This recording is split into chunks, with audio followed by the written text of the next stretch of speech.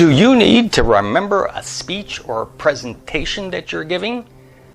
I'm here to help. Yep, Fred Moore. Did you forget already? No, you didn't. With some techniques that are going to help you to remember a speech. Now, the easiest thing that you can do is just have index cards. As a professional speaker and entertainer, I have to tell you, don't read your speech. Don't have a piece of paper with your speech on there and read it. Or your PowerPoint presentation. Don't read through it like that, because that's just boring. It's not engaging. It's not going to do you any good. It's not going to do your audience any good either. This speech, hopefully, should be something that you know. Now, granted, if it's a speech that you're reciting a speech that somebody else said, like for a class or something like that, that's a whole different thing. What I'm talking about is a presentation that you've come up with, information that you're trying to convey to somebody that you want to remember. Easiest thing you can do is have index cards with bullet points. Bullet points. And this is probably what you want to use on that PowerPoint presentation too. Not lines, and just bullet points. Something that's going to let you know what you need to talk about. Like, let's say I'm doing a seminar on productivity. One of the segments of that would be goal setting. So I would have an index card if I needed to remember it, which I don't, because it's mine, I know it. But I would have an index card that says goal setting. So I know I want to talk about goal setting now. That's a little trigger for me, right? I don't have to remember. All right, goal setting. That's what I'm talking about next. That's the next in the sequence. And after that, maybe there's another bullet, but like a sub bullet point that has to do with goal setting. Make it specific, make it achievable, make it whatever. Just by having those index cards with the bullet points, it's triggering in my brain. Okay, yeah, that's the thing I'm talking about now. It's not like, well, no, what's the next thing I want to tell them? Because if you have a lot of information, you could be going in different, you skip over one that's important that later on you need to write. Index cards will save your life if you need them. Oftentimes, I will have these index cards, I'll have written them down beforehand, and simply the act of writing the stuff down on the index cards will help me remember it, that I don't even have to look at the index cards. But so that's a little trick you can do. The index cards, just by writing it down, you may not even need those cards, but they're there for you just in case. They're going to trigger you. Okay, that's the point I need to talk about. Let's talk about that and move on. That's one thing you can do to help remember that. Another thing you can do is use that PowerPoint. Now, I mentioned that when you use bullet points in your PowerPoint presentation, I'm going to go off on a tangent here. If you're giving a PowerPoint presentation, don't put a lot of words up there. Matter of fact, you could put 0 words up there and it will still help you and your audience. I've seen this so many times. You work on your PowerPoint presentation, you are this far away from your computer screen and you can see all the words that you've typed there in 14-point font. But when you put that up on the screen and you get 10 feet, 15 feet, 20 feet away from it, you can't see what that, and it's just wasted. People are trying to, I don't know what that says. Instead, you put a bullet point up there, or you put a photo up there. A photo that means something to you. Not a picture, oh, it's my kids, it's my dog. No, a photo that has to do with what you're talking about next. It's a bullet point, but it's a picture bullet point. We tend to remember photos, images better than we do just words we hear.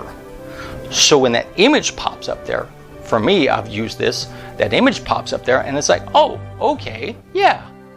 I know exactly what that image means to me. I know what I'm supposed to talk about.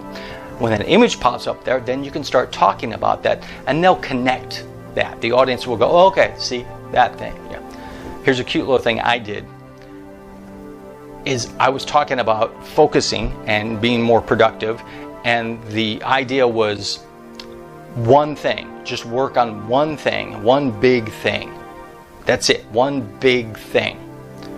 So when I was thinking, what comes to my mind when I think one big thing? I put an image up there of Thing from Addams Family. Remember Thing, the hand, right? Thing from Addams Family, and it was a close-up shot of Thing, so it was a big thing. It was a big thing that triggered in my mind. Okay, yeah, I'm talking about one big thing. That's what I'm talking about. I even used it because I made a joke about that. I said, you're probably wondering what this is. Well, what I want to talk about is one big thing, and this right here is one big thing. You could go another route on that, which is don't go there. That's just, your mind is nasty. Stop that. Photos can help trigger those things, just like those index cards, right? Little PowerPoint using a photo instead of a word. Physical objects can also help when you're presenting something, a speech, right? These objects can trigger what it is. It's just like the photo.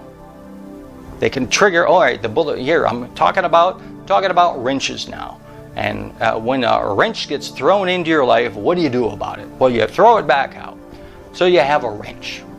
Now here's a little ninja trick I shouldn't tell you, but I'm gonna anyway, because you should remember this anyway, is on these objects, you could put a little post-it note or put pieces of tape and write on the tape some of the things that you're gonna be talking about, right?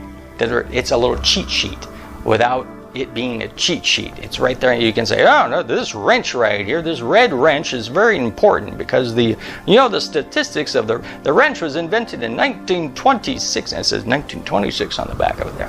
Little ninja trick. So see, objects can trigger what you need to say next, just like a bullet point or a photo in a PowerPoint presentation can. Last thing, and this is something I use quite often. It's not really an advanced technique, but it's a technique I'm going to be talking about in another video. It's a linking method, also a mind palace. It's taking these things that you need to remember and linking them together in either a story or a place that all you need to do is start at the beginning, and it's logically going to lead you to the next step, to the next step, to the next step, and to the next step. When I'm performing, oftentimes, especially if I'm on a cruise ship, I will do a second show in the cruise. My first show is it's pretty much the same, right? Pretty much the same. It's the show I've been doing for years. The second show is the one that I want to bring in new material and try out new material. First show, it already works. I know it works. It kills. It's great. Second show, I want to maybe experiment with some things. So that show changes more often than that first show does. And for me, it's like, all right, I need to remember what comes next in the show. I could have a cheat sheet in my case that says what's next, a cue sheet. I could do that, or I could do the Mind Palace, which helps me remember the order of the show. What things I need to do in what order. Just like your speech. You've got 5 points in your speech maybe you need to get across.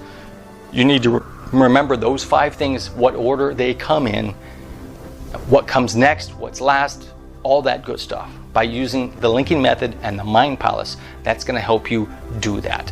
I'm going to teach you that later on. Right now, just relax, work on your speech, practice it, maybe write it down, type it out, read it out loud, go over it.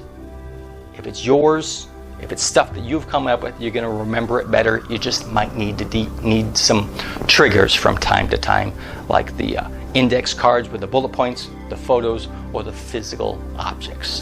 Now go practice.